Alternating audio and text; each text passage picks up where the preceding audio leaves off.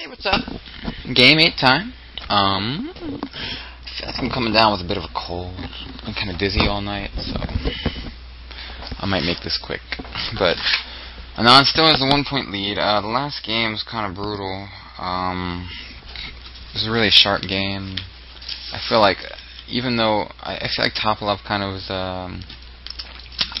he kind of got some kind of moral victory from that game. I don't know why.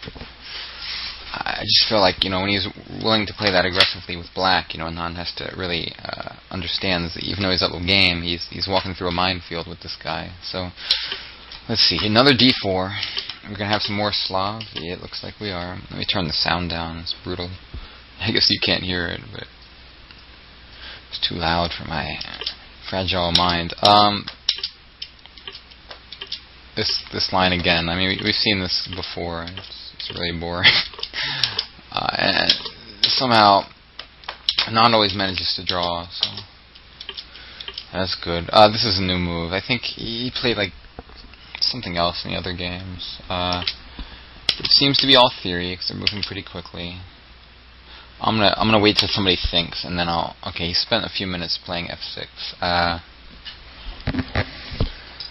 So Topalov somehow wants to win this position. I still believe that, Anand's kind of just too solid, but he really believes in it. He just wants this slight edge and just hope to somehow break through. But I have faith in Anand defending this. Bishop d6 is bad because of e5 here. Maybe just move the king, play it slow. King e8, develop the bishop. I mean, it's definitely awkward though. King c7 just feels wrong. He plays king e8. a5. Yeah, king c7 just feels like the king's not good over there. The problem is now black has some trouble developing, but I don't know. I just have a feeling he's gonna. The edge is not that huge, For a guy like Anand, man, you really need to. If he can defend the position and it's relatively simplified like this one, it's gonna be hard to beat him. So let's see. My. It's fucking boring opening. Rook f8, right? He wants to castle by hand. King f8, king g8. Something like that. Well, king f7 I meant, but that allows rook d7. So I don't really know what he's going to do. Rook to f7, bishop to d8, rook to d7. That's probably his plan. Oh, f5 is his plan. Counterattack. I just can't believe that the wind's going to win this position against Anand. I just don't buy it, man. Bishop g5. What does he do? Just rook c2, maybe? Probably. Well, I still like this rook f7 idea. I don't know how else he's going to untangle himself. I mean, if king f7, rook d7 is always a huge pain, and we got to get the bishop on g6 and the rook and f8 into the game. And the only way I see is rook f7, some bishop move. Rook d7. It's not a picnic. Let's see what he does. Alright, bishop g5. Maybe he has some other idea. After rook c2, the problem is f4 it blocks our bishop on g5, so... Oh, he doesn't go rook c2. I figured he'd just do this, but... I guess now, something like that, maybe. I don't know. I'm obsessed with this idea, clearly. But instead he just plays bishop e3, and his idea maybe is to play against this bad bishop. I assume he's going to capture it after all that. Well, I guess bishop d8 does something, but white can just play b4 there. And then it shouldn't be so exciting. Oh, he went f4. I didn't think he'd do this. I didn't know. Oh, we have rook f5. So, like, if bishop back to b6, rook to f5 attacks that d pawn. So, whoa. I didn't see any of this. Alright. So, played f4 pretty quickly. Knight e4. Rook takes c8 is threatened, so probably white must play rook takes rook before we do anything. Alright, and probably white can take with the bishop here. Or the rook. I mean, I think if rook takes, bishop to e4 is you know, it's at least passable. I mean, let me demonstrate. If bishop e4, I think probably black's not winning. Okay, if here this is winning, because if takes, we take back and we win a piece. But probably, you know, it's just enough for white to hold. I mean, if bishop d8, I think this move should be enough. Yeah, actually, maybe. Well, yeah, it's probably. I mean, I don't know. It depends on this endgame. Maybe black's winning here because the double pawn somehow and the active king. Yeah, I think we're white's in trouble because the thing is we just ignore it. See, the point is these pawns are doubled, so they're kind of not even they're kind of useless. So what we're going to do is you're just going to ignore that pawn. And you know, if he takes it, I mean, it looks winning for black. So the point is he's going to take with the bishop. Oh, or play this move. Fuck. Sorry, he's going to. Yeah, you know, I'm kind of sleepy today. I mean, the problem with taking the bishop is, you know, really, like, there's no way that white has very much here. So he has to keep the knight on the board first. King d7, and now I assume he decided there was no discovery when he played that move. I guess he wants to go king c6 after bishop takes c. Well, there's no discovery because we just go rook. Any knight move, we just take the rook. I guess he wants to go rook d, king to c6. See, the thing is today I'm a little off, so I'm not going to see all the moves ahead of time. But at least once they're played, I'm usually going to understand some reason as to why. King c6, yeah. I mean, come on, man. You're not going to beat Anand in this opening, man. Give it up. Give it up already. King d5, bishop c3, or bishop f4. I don't know though. Still annoying. The king. This bishop on g6 is much worse than this knight on d6. I'm just scared here because rook c1's coming, and what are we gonna do? Maybe b5, and if rook c1, king d7 maybe. And then knight b7 is a big pain in the ass. But then bishop e7. I don't know, man. Yeah, it's still... Actually, I lied. It's unpleasant for black. I always believe Anand somehow going to hold it. But oh, in that last line... No, I don't know. Let's see what he does. Bishop e7, alright. Yeah, my instinct was that loses a pawn, but maybe he doesn't care. After rook c1... Oh, we can go king d5. And if knight b7, maybe king takes e5 is one option. Let me demonstrate that real quick. Problem is, so we're threatening this, but the problem is this move. The thing, however, may be that any time he does this, we might go rook b8 and then rook b2. That's probably the idea. Like even king d7, something like this should be okay. So let's see what white comes up with. Rook c1. Where does he put the king? d7, d5? I mean, d5 is a little riskier, but we'll see. d7, alright. And his idea is probably just rook to b8 if knight b7. So maybe he'll do something else, but how else is he going to win? I mean, if bishop b4, we just take on d6 and go rook c8, and if the bishops are opposite, you know, it's probably not going to be a win. So bishop c3 he plays. Because he knows that, you know, bishops are opposite, you can win if the rooks are still on the board. But. And the idea is that bishop d6, rook d1. So, I mean, I would still guess that he takes it. But let's see. Okay, he does take rook d1. I was thinking something like rook d8 here, or maybe not rook d8, but like, you know, it's gonna be really hard for white to win this. I mean, rook c8, rook d8, rook bishop f5.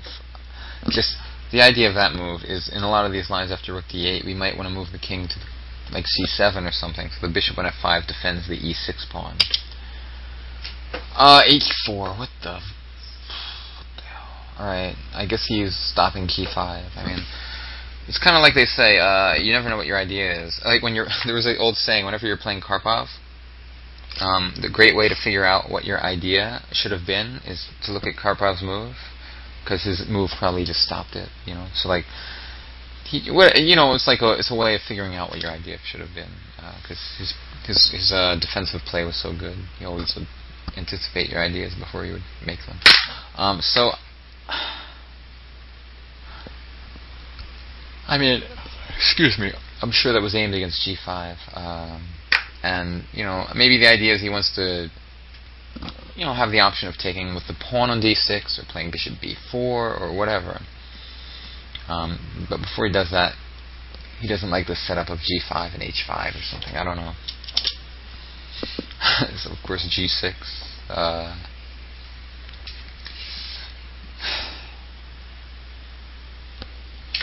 Who knows, man?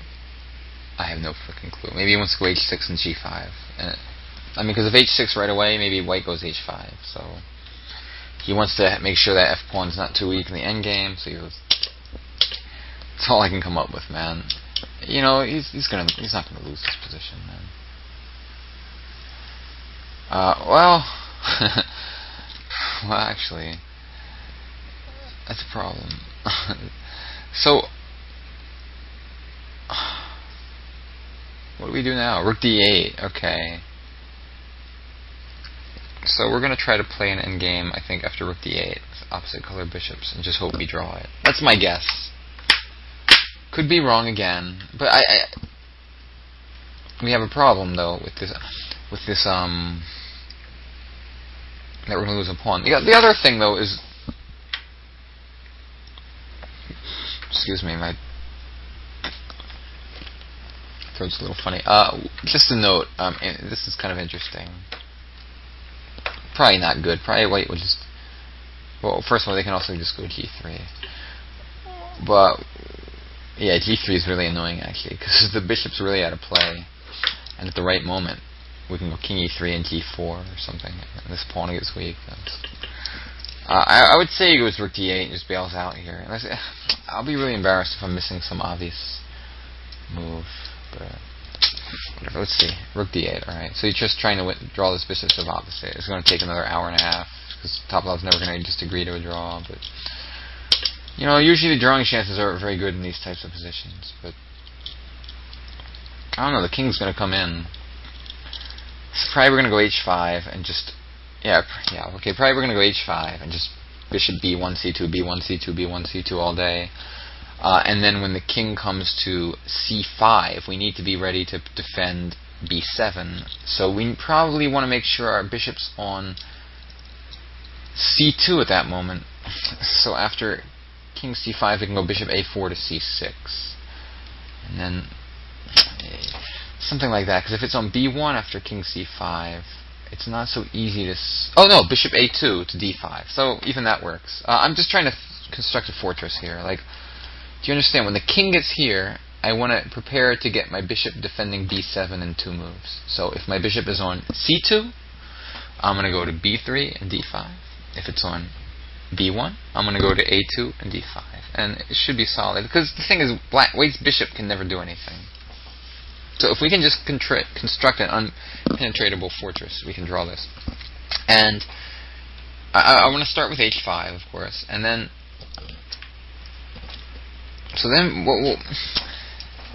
what white's plan should probably be is to create a pass pawn with G4.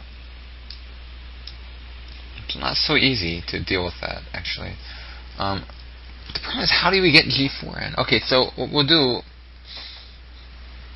Alright, well, let's see what black does. Okay, he doesn't go H5 right away. Because probably what he needs to do is... Alright, now I'm understanding. If G4 is not that big a problem, because it makes the F3 pawn weak in a lot of these lines. However, if we play H5 first, and then white plays G4... if we trade, we kind of eliminate white's only weakness. And let me give it. I mean, this is all like structural, so I can't really make all the moves. But like, let's say some random move. Let's say this move's allowed to happen. All right. Number 1, if we take it, white has no weakness and is just going to get a pass pawn. I mean, admittedly, if our bishop's on c2 instead, this probably wins pawn. Or, you know, once they do this, there's no real breakthrough anymore. It's just much harder, at least. So I don't know. I mean, but probably g4 is not really something to worry about at all. So let's see. The thing is, though, when the king comes to g7, in order to defend that h pawn, we're usually going to have to go h5 at some point. So, oh wow, he swings the king around. He's probably, maybe he's just wasting time. If king e5, probably we have to go back to d7. I think. To f7, really? Wow, so he must have been really concerned about his position to play that move, because, well, no. It just stops the king from coming in, and then when the king goes back to d4, we go to e8. But, you know, probably he realized he had to be very precise, because it's a little scary to move the king away. But if d7, just king e7. If bishop g5 threatens d7, I'm supposing he wants to go bishop a4. And his question is, you know, to white, what are you going to do now? You know, so let's see. King f7, bishop e3, bishop a4.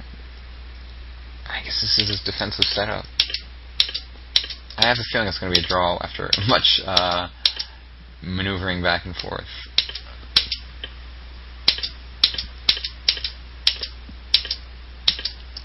But you know, Topalov said he will never like offer a draw or something. That's interesting. He just okay. So this move allows king f6, which he doesn't want to allow. So he doesn't worry about the h pawn. Let's see, h4. I guess he wants to go king g6. You know, these bishops are opposite. I always feel like the draws. If this is a big lesson from Topalov, if he wins this. Okay, we can't take on f3. I mean, the downside is our bishop is tied down now, and our king is tied down. All of our pieces are tied down. So if white can somehow do something with these pawns, we have a problem. So let's see. Can you do anything with the pawns? The game ended here, which leads me to believe there's something I don't understand. Like maybe white's just winning somehow, or he decided to draw. But that's less likely. So let's try to determine why the game ended. I mean, I don't understand, of course.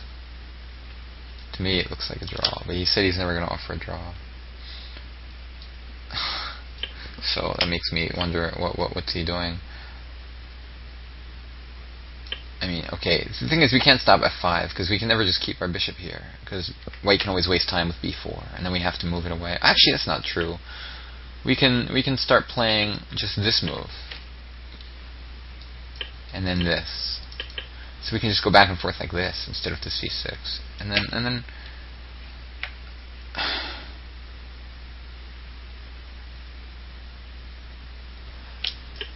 it's so funny. The game ended, I don't know the result. I mean, to me it looks like a draw, but this does not seem like the moment when Topalov would offer a draw. So maybe, you know, these guys are so good that they will resign positions like this if they're losing to some, like, you know, subtlety that I'm missing. I mean, I would go for bishop d7. Like, say he would do something like this. I would love to be able to go to e8 to stop g6 and also be here to stop f5, but I can't have both worlds at once. So, but you see, I really believe it's just a dead draw. I mean, like imagine I just go here. What are you gonna do ever? All right. I'm gonna predict the game was drawn. Let's take a look. White wins. What am I missing? Why don't I understand any chess? After g4, white wins. God, I'm like, this is the difference between, you know, random neighborhood IM and world champions. I can't figure out why he resigned. Oh. Fucking Topalov, man. I just don't know. I just mystified. I mean,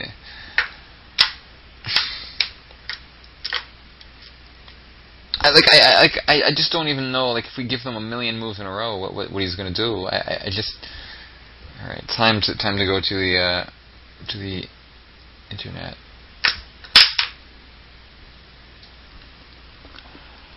I don't like to have it on screen.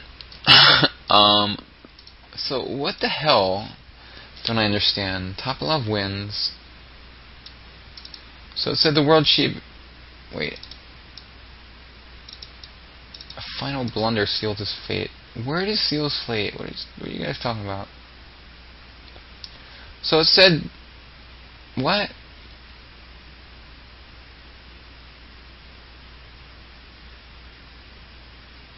Okay, this resignation caused a good deal of confusion to many spectators. So it says Anand was drawing if he just played, like, kept it so he could defend his h7 pawn with his bishop. Alright, so let's see. So how could Topalov win here, it says. So here's the winning sequence. G5. I was thinking Bishop E8, Bishop G7. Stopping the king from moving over. Alright. That's a good move. Well, now we're screwed now. Yeah, gonna have some trouble with this king. Defend that pawn. Yeah, I mean, nightmare. Whatever, something like this. Huh. So he was drawing until he blundered with his bishop c6. Man, chess is hard. By the way, I'm good enough to, like, okay, like in casual analysis, I can't figure this out. Like, if I was playing an actual tournament, there's a good chance I would understand some of these things a little better. I'm not quite as hopeless as I pretend to be. But, how about that? I mean, so the idea, the drawing technique instead is to just make sure that you can always play bishop d3 to defend that pawn and keep your king on f7 at all times, because it's very close to this pawn. And yeah, I guess that's the story. And somehow if we just keep our bishop here, it's an easy draw.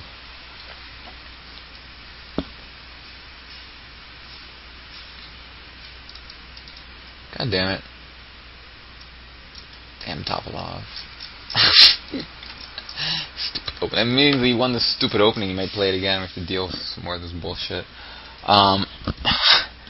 Oh, such torture, Must be so unpleasant for,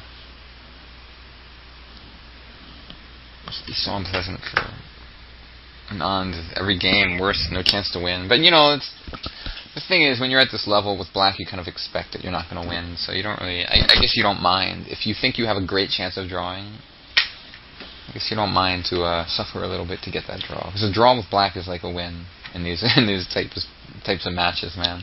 With the level of this competition. It's basically like a win. Anyway, guys, hope you enjoyed the show. I did a pretty good job, actually, I think, considering how I felt. I thought it was going to be pretty lackluster, and the game was boring as all hell. At least I managed to get through it and look at some variations. You guys are all the best. I guess there's no game tomorrow, which is good, because I'm basically out all night. Thursday, I should have time. Friday should be fine, too. Saturday, another break day. Sunday and Monday. Yeah, okay. I should be fine for the rest of the match. Wait, he wins? When is the tiebreakers? Let me check the schedule. Oh, I can just see it on ICC, I think.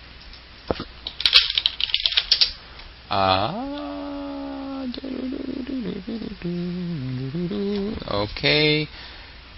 Just checking the schedule here. So, there's a game tomorrow. Oh, so there's another rest day before the 11th. Okay. So the 12th game is on Tuesday. So before the final two games, one of them's on Monday, the next one is on Wednesday. So it goes Saturday, Monday, Wednesday. So, goddamn Topalov has white in the last game, too. Brutal. It's a tough match, man. These guys are so good, so close. Anyone could win it. Kind of wish it was 24 games like the old days, man, because this would be an all-out slugfest. I mean, like, not a slugfest, but just like, you don't know who's going to win. I have no freaking clue who's going to win this match. You know, it's not like the old days where like Kasparov was always going to win and whatever. Like, I really have no idea. I used to think Anand was going to win, but that was when he was up by 1 point. Now I have changed my mind, you know?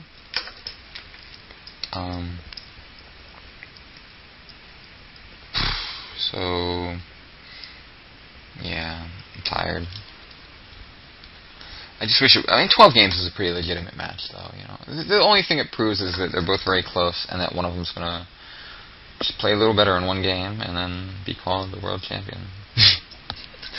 But deservedly so. And then Carlsen's going to come up in a year or two and whoop their ass. That's what's going to happen.